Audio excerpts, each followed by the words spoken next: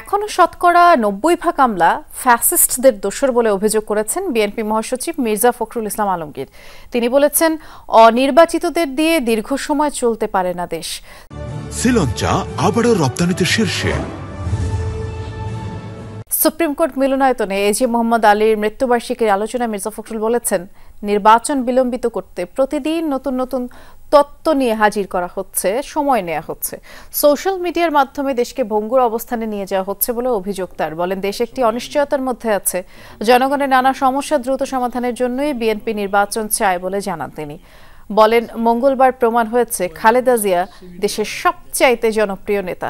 বিএনপির হাতে এদেশের স্বাধীনতা ও গণতন্ত্র নিরাপদ বলে প্রমাণ হয়েছে বলেও দাবি করেন মির্জা ফখরুল। সংস্কার তো একটা চলমান প্রক্রিয়া। সংস্কার করতে হতে হতে আপনার 5 বছর 10 বছরও লাগতে পারে, এটা তো চলমান। তাহলে নির্বাচন 10 বছর হবে না।